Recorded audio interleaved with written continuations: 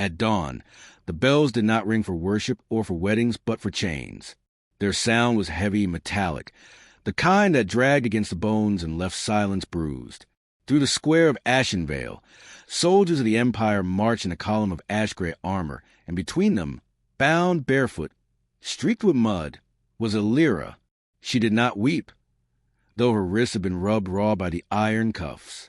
She held her chin high, her eyes fixed not on the jeering faces of villagers but on the sky, as though daring the sun to rise brighter than her defiance. The crowd parted, whispering like reeds in the wind. Some hissed, "Rebel's blood," while others muttered, "Let her go quietly, before the Empire makes an example of us all." Their words carried no weight, only cowardice disguised as caution. No one reached for her, no one raised a hand in protest. Only one man stood still at the edge of the square, arms blackened by soot, chest caved by grief, Thalen the smith, her father. He had not spoken when they tore her from their home in the dead of night. He had not moved when his neighbors turned their eyes away. But silence is not surrender. Silence is a forge where rage is tempered. Beneath his stillness, fire smoldered. The Empire called it justice. One chosen from each village, taken, bound, paraded, and broken beneath the masked executioner who followed with ritual precision. It was meant as a lesson. Fear sharpened into spectacle. The people believed resisting meant worse suffering for all. That was how they had survived, by swallowing dignity like bitter medicine. But Thalen had already swallowed too much. His wife was gone, taken by the fever 2 winters ago. Illyra was all that remained of her, a flame too fierce for the gray weight of empire. And now, that flame was to be snuffed out at dawn. The executioner himself did not walk in the column, but would arrive at sunrise, wearing the carved mass of bones said to be older than empires, a relic of power. The villagers dreaded him not for strength alone, but for what he represented, inevitability. His victims died not as people, but as examples. Yet when Thalen watched the soldiers march his daughter away, he did not see inevitability. He saw iron brew when struck right. He saw masks waiting to be cracked. The whispers of the town swirled around him like smoke. Do not defy them, Thalen. You will doom us all. Better one girl than the whole village. Their fear was contagious, a sickness of the spirit. He turned from their words and walked back to his forge, where the embers still glowed faintly from the night's work. The forge had always been his language. Their words were useless. Only metal spoke true. He looked at what lay before him. Scraps of iron, a cracked helm from an old war, leather worn thin, a half-empty flask of rock gut, and his hammer, his companion longer than any friend had been. To most, it was nothing. To him, it was enough. He poured the rock gut over his blistered hands. The sting woke him more than sleep ever could. Then he lit the fire, stoked it until the forge blazed brighter than the moon outside, and began to work. Each strike of hammer on iron was a vow. Sparks flew like fireflies. Sweat stung his eyes, but he did not pause. He shaped scraps into edges, leather into grips, scraps of memory into resolve. The villagers saw the glow from their windows and shut their shutters tighter, as though his fire might invite ruin. Alone in the forge, he muttered nonsense to himself, half humor, half prayer. Florida man would have done this drunk and with an alligator. Chuck Norris would have already ended this with a wink. If only I had duct tape, I could hold the world together. He laughed once, sharp and bitter, but it steadied his hands. Humans had always stitched despair with laughter. It was their strangest, strongest weapon. By midnight, his hands bled. By the 3rd hour, his tools broke, forcing him to improvise with what remained. By the 5th, the cracked helm split in 2, leaving him bareheaded. Still, he worked. When exhaustion whispered that he should surrender, he saw Illyra's face in memory. Her crooked smile, her stubborn eyes. "Papa," she had teased once, "stop scowling. You'll scare the cats." The cats, always watching from rooftops. Tails curled like question marks, eyes gleaming like small lanterns. Even now, they lingered near the forge, silent witnesses. Thalen smirked at them. "If I fail," he muttered, "you get the house?" Dawn's first light painted the horizon gold. The bells tolled again. The soldiers dragged Illyra into the square. chaining her to the post at its center. Her hair was matted, her lips cracked, but her eyes burned brighter than the rising sun. She found her father in the crowd and, with only the slightest nod, lifted him higher than any crown could. The executioner arrived last. His mask was carved bone, painted with the ash of 100 pyres. His blade shimmered like frozen fire. He raised it to the sky and spoke with ritual grandeur. Behold the futility of defiance. The villagers lowered their heads. All but one. Thalen stepped forward. His hammer hung at his side, its head blackened, its haft wrapped in torn leather. His movements were slow, deliberate, each step louder than the bell. The executioner paused. The crowd gasped. The soldiers murmured. No one had ever broken the script. "You will not take her," Thalen said, voice low, steady, unshaken. The executioner tilted his mask, amused. Then he laughed, a sound like bone scraping stone. He drew his blade, long and gleaming, meant not for battle but for ceremony. The duel began without signal. The blade sliced the air. Thalen swung his hammer, wild, untrained, but fueled by something rawer than skill. Love sharpened into fury. Sparks leapt where iron met bone. Each strike echoed through the square, scattering pigeons, freezing breaths. The soldiers circled, entertained. The villagers dared to glance up, disbelief cracking their fear. Elira screamed encouragement, voice hoarse but fierce. "Papa, break him." The fight was chaos. Hammer struck mask. Blade cut flesh. Blood sprayed across cobblestones. Thalen stumbled, gasped, rose again. The executioner pressed forward, every strike precise, merciless. Thalen fought like a cornered wolf, clumsy, desperate, terrifying. And then, one moment of reckless brilliance. With a roar, Thalen rammed his hammer into the mask center. Cracks spiderwebbed across its surface. The executioner staggered. Thalen drove forward again, and with a final strike, the bone shattered. Silence fell. From the broken mask spilled not blood, but ash. The executioner collapsed into dust, his blade clattering hollow against the stone. The soldiers recoiled, unmoored without their symbol. The villagers stared at Thalen, not with pity now, but with awe, as though seeing for the first time that inevitability could bleed. Elira whispered, voice trembling but clear, "Papa." And for the first time since the bells tolled, Thalen let his shoulders break. He dropped the hammer. He fell to his knees. The dawn blazed brighter. Remember this, reader. Empires endure by teaching us to bow, by convincing us that silence is survival. But sometimes one voice shatters a mask. Sometimes one act teaches not fear, but courage. And when that happens, the world itself begins to change. Night fell like a lid closing over a coffin, sealing ashen veil in silence. But from the smithy on the hill came a glow, flickering against the dark like the heartbeat of something too stubborn to die. Inside, Thalen stood before his forge, sweat streaking his soot-blackened skin, his hands blistered from hours of work that refused to end. Every hammer strike rang not as noise but as defiance, a sound that cut through fear's paralysis. The village dared not speak of it, yet behind shuttered windows, people whispered, "He will bring ruin. He will bring hope." The forge was both temple and battlefield. Thalen had always spoken through iron. He was no poet, no preacher. He built plows for harvest, horseshoes for travel, hinges for doors that creaked open to ordinary lives. But tonight, every piece of iron became a prayer, every flame a vow. He could not change the world, but perhaps he could change the morning. His body betrayed him. His arms shook, his vision blurred, his lungs stung with smoke. The old helm split under the heat, collapsing into shards. His flask of rock gut spilled across the floor, flames licking at the puddle before fading into steam.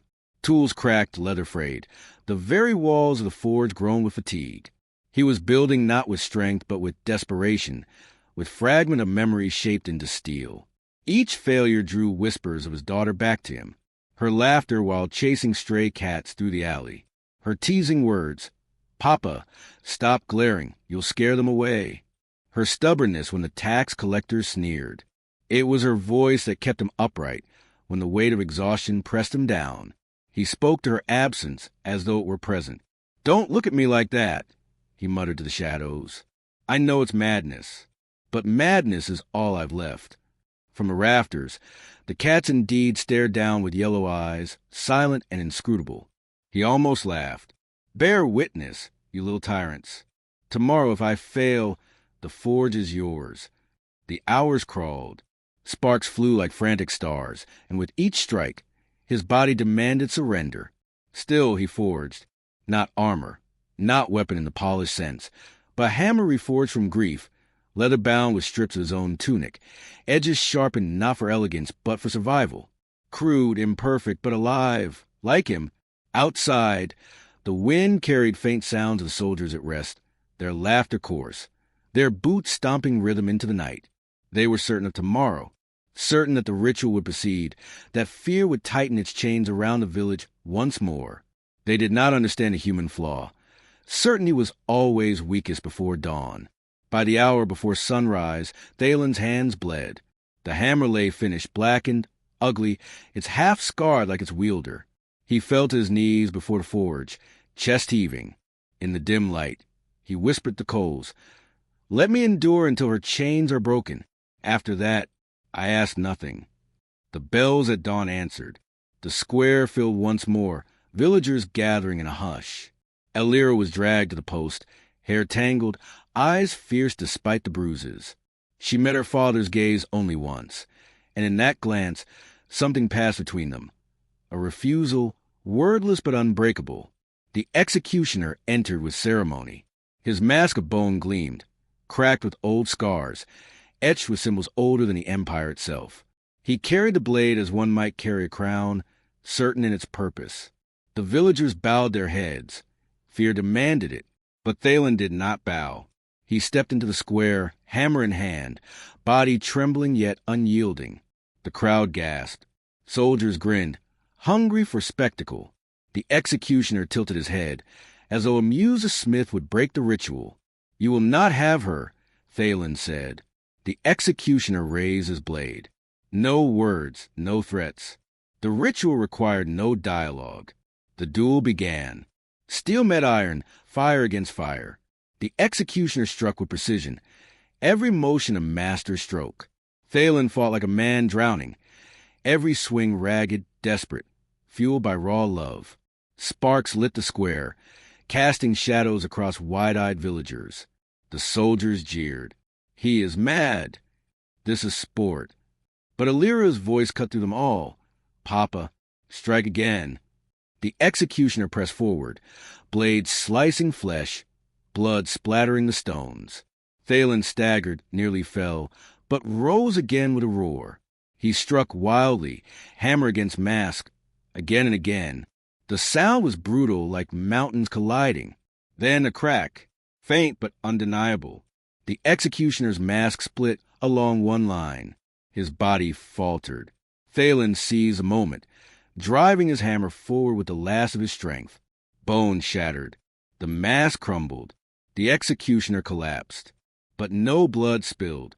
His body dissolved into ash, scattering across the square like dust on the wind. The blade clattered to the ground, empty, useless. Soldiers recoiled, murmuring in confusion. No one had ever seen the mask broken. No one had ever seen the executioner fall. Silence fell heavier than any bell. Thalen dropped to his knees, chest heaving, hammer slipping from his bloody hand. He looked to Elira. Chains still bound her wrists, but her eyes glowed brighter than the sunrise. "Papa," she whispered, the word trembling but whole. The villagers shifted, shame burning their faces. They had bowed, but he had stood. They had hidden, but he had fought. And now the myth of inevitability lay shattered at their feet. Soldiers backed away, uncertain, leaderless. Without the executioner's mask, the ritual was broken. They dared not finish what had dissolved into dust. One by one, they retreated, muttering of curses, of reports to their masters. The square remained, quiet but forever changed. Elira's chains clinked as the villagers finally moved, not to mock, but to free her. Their hands trembled, their eyes refused to meet hers, but their silence was no longer indifference. It was guilt. It was awakening. Thalen gathered her into his arms. For the first time in years, he let his face collapse into tears, burying his grief into her hair. Neither spoke. Words were too small. The dawn blazed higher. And now, reader, you must know this. Strength is not measured by polished steel or perfect certainty. It is measured in the raw defiance of a heart that refuses to bow. Sometimes it takes only one broken man, one battered hammer, to remind the world that inevitability is a lie. When fear tells you the story is already written, strike once more. You may find the mask cracks. The Empire did not forgive. Word of the broken mask reached farther than smoke from a burning city, carried by frightened soldiers whose retreat turned into a confession. In their trembling voices, the tale spread. A smith of Ashenvale had defied the ritual, shattered the executioner, and lived. By the time the sun touched its zenith, commanders in distant garrisons already knew. By dusk, whispers had reached the governor's ears. By nightfall, a message rode toward the imperial capital itself. For Thalen, there was no triumph in the silence that followed. His hammer lay cold beside him, his body broken, his hands shredded and wrapped in rags.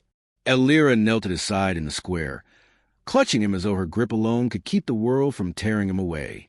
The villagers stood uncertain, shifting like stalks in a restless wind. They had witnessed a miracle, but miracles frightened them more than chains.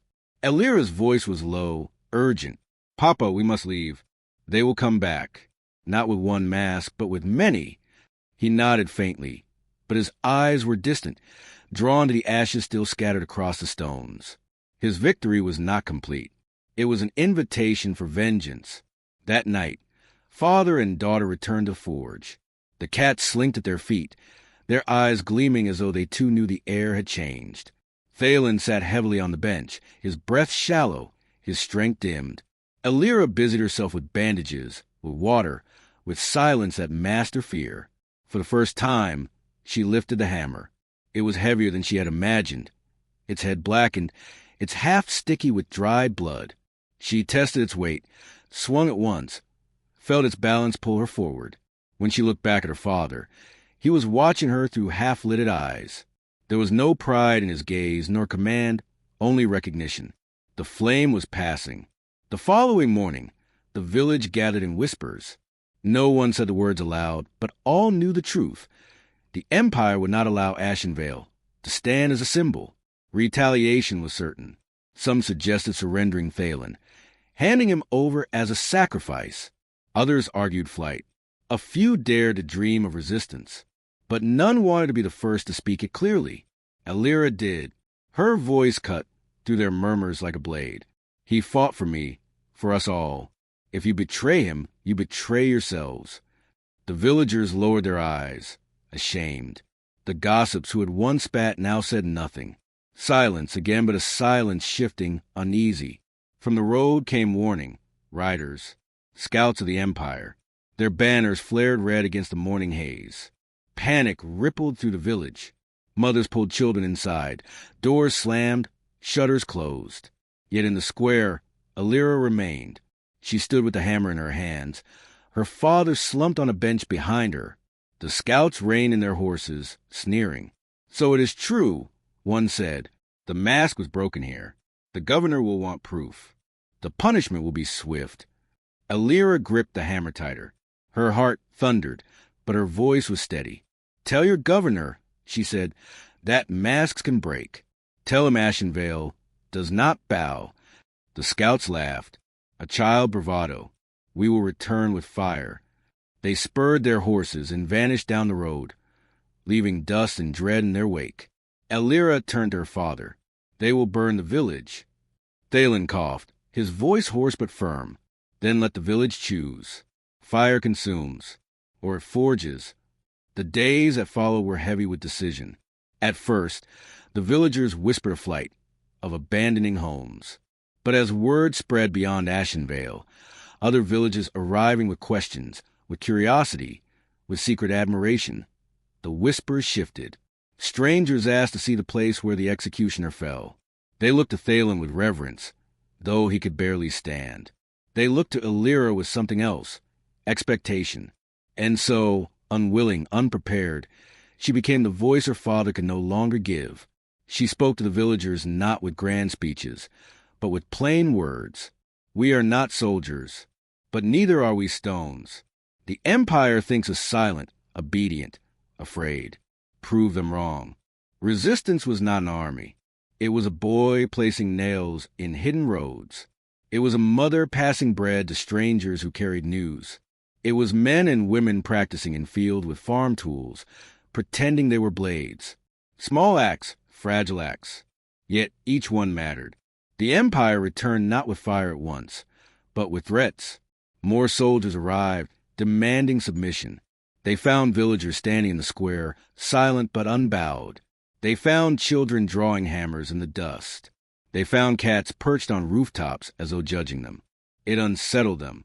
The breaking point came with the second executioner. Masked, armored, his blade gleaming, he strode into the square certain he would complete what his predecessor had failed. The villagers scattered back, fearful but watching. Alira stood in the center, the hammer gripped tight. Her father, pale and weak, sat against the forge wall, eyes locked on her. The executioner raised his blade. Kneel! She did not kneel. She raised the hammer. The duel was brief, brutal, impossible. The executioner struck with precision. Yet she dodged, stumbled, rose again, striking with clumsy ferocity. The villagers gasped, shouting warnings, prayers. The mask loomed above her, like inevitability itself. Then came the moment. The blade slashed her shoulder, hot pain searing down her arm. She almost dropped the hammer, but remembered her father's vow, his fire. His grief turned into iron. With a cry that tore her throat, she swung upward. Iron met bone. The mask cracked. A gasp rippled through the crowd. She swung again, desperate, reckless. The mask split in two, the executioner staggering before collapsing into the same drifting ash. Alira fell to her knees, clutching her bleeding shoulder, the hammer clattering beside her. Silence followed, broken only by her father's ragged breath. Then the villagers cheered, first uncertain, then thunderous, as though centuries of fear had finally cracked with that mask. The soldiers retreated once more. The ritual was broken again, this time by a daughter. In the aftermath, Thalen took her hand, his own trembling, his voice barely more than a whisper. You are stronger than I ever was. No, she said, pressing her forehead to his. I am only what you made me. The forge burned late into the night, but not with Thalen's hammer alone. Others came, asking to learn, to shape iron into tools, into weapons, into symbols. The village no longer whispered in shame, but spoke in voices unafraid. And so Ashenvale became more than a village. It became a story. Remember this, reader. Power endures only when we agree to its script. Break the mask, and the story changes. Empires thrive on fear, but fear is fragile. All it takes is one voice, then another, until silence itself is broken. If you doubt your strength, recall Alira with her father's hammer, bloodied, battered, but unbowed. That is humanity's truth. To inherit fire and to make it burn brighter.